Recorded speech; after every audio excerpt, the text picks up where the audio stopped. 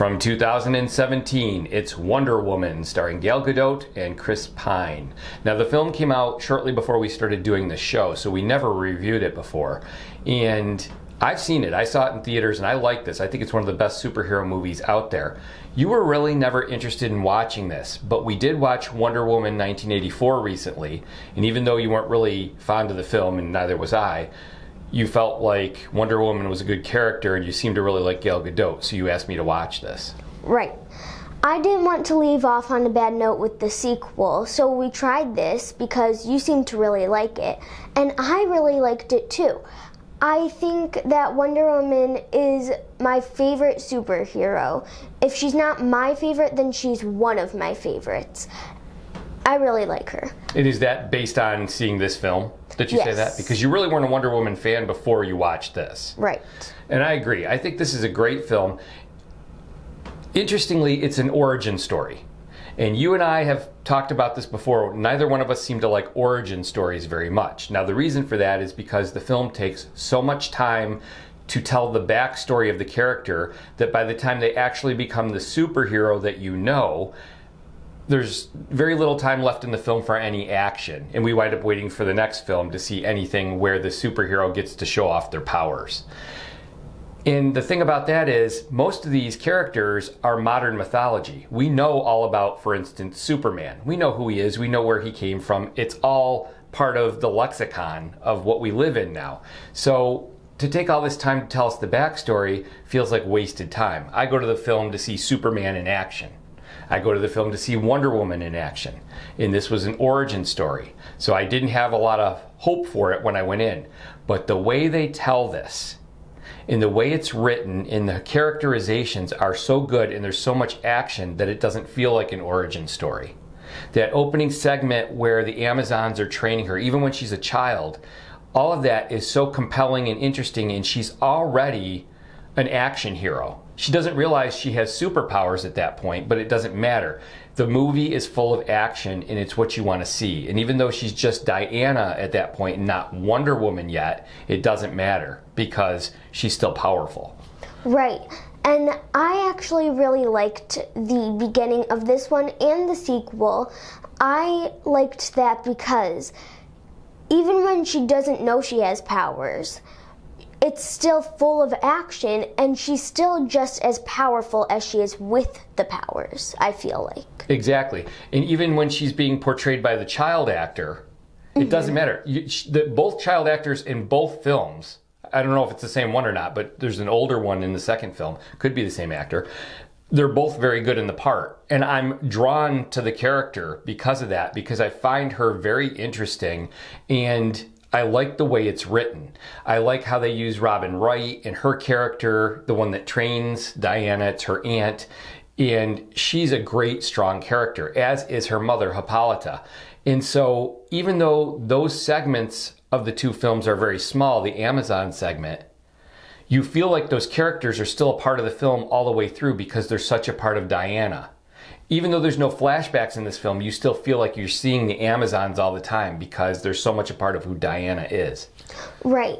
I like really everything about the beginning. I like it when I like her and Steve Trevor too. I think that they do really well together. And I think it's very interesting how they fight in the war with each other. I like all of it because I think that the war kind of reminds me a little bit of the beginning, and I like that. Well, and that's Diana's purpose on Earth. It's the Amazons' purpose is to stop war.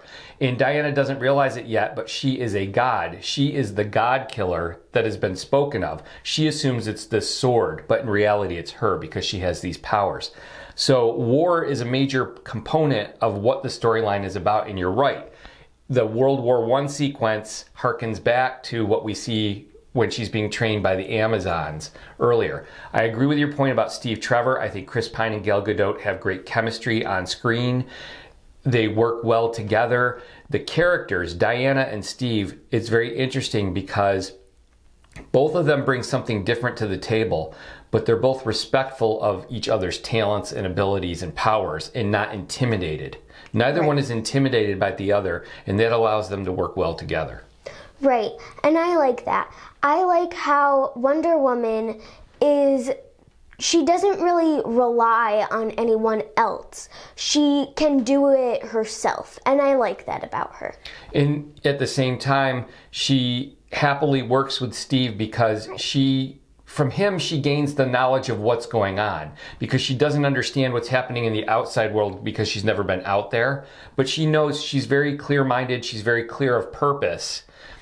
And Steve helps her to understand sort of the idiosyncrasies of what's going on, the details that she might not understand. And he's got that group of friends too, whom she seems to respond to. And you can see that just in that black and white photograph that they show at the beginning of the movie.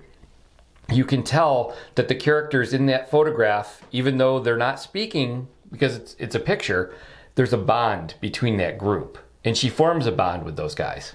Yes, and something I thought was interesting about this is I didn't mind seeing those little group of friends instead of Wonder Woman at times.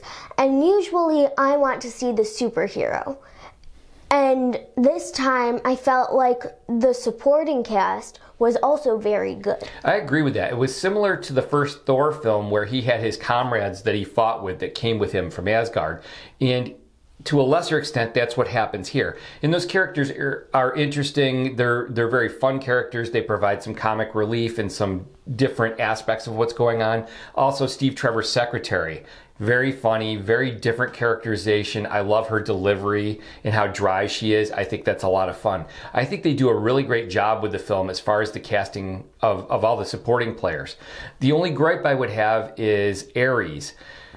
The actor who plays Sir Patrick is fine, and we can certainly accept the fact that Ares has been hiding within the identity of Sir Patrick for all these years and manipulating things. But I felt like when he finally exposed his true identity as Ares, that they perhaps should have used a different actor for Ares. In other words, he was hiding in the appearance of Sir Patrick. His appearance just doesn't look right for me as the god of war. It just didn't work. They make him look younger by using CGI, but it still doesn't quite, for me it didn't work. But that was a small complaint. The sequence still worked. I just thought that was a little bit weird. Honestly, I didn't really pay attention to that part of it because I was so focused on the battle between the two. And even when the battle first starts, when they're in kind of like that little house thing, I was paying attention more to Wonder Woman and what was going on. I didn't really, I guess, care about how he looked. And you know, that's a good point, because one of the criticisms, especially the Batman films over the years, is that the villains were always more interesting. Here, there was no one on screen more interesting than Diana or Wonder Woman for me. I was always locked in to watch what she was doing. It's not just because of her appearance either. It's because she commanded the screen. She demanded my attention. And when she was on screen with Chris Pine's character, they shared the screen very well. But he never detracted from her position as the most important character in the film. And I think that's important because we have that problem in other films. Yes, and that's something else I really like. I think that this whole movie, it just goes together really well. I think they did a good job with everything, and I really liked the music too. And actually, that's what got them into trouble with the sequel, because Steve and Diana and Steve and Wonder Woman work so well on screen together. They wanted to bring Steve Trevor's character back for Wonder Woman 1984. And they found a way to do that, but we talked about the fact that it was a little bit it didn't quite jive the way they did it. But when Pine and Gadot are on screen together, it still worked. And they're not going to be able to do that for another film. And I get why they wanted to bring that dynamic back, because it's so good in this film. And I think that's another reason why the second film was a bit of a letdown. It just couldn't equal what this film did. Right. I think that this film is really good, and for me, it's one to see. I agree. This is one to see. The second film has made enough money. It's already successful. They've already greenlit a third feature. I think if in that third feature, they go back and focus on Diana and what her goals are, what her purpose is, and telling more of her story, I think that they'll get back on track and make it more like this film was. You're never going to get that dynamic back that they had in this film. because you can't bring Steve Trevor back again. But they can tell an interesting story because you have to focus on Wonder Woman, not on the villains, but on Wonder Woman. And that's the mistake the sequel made.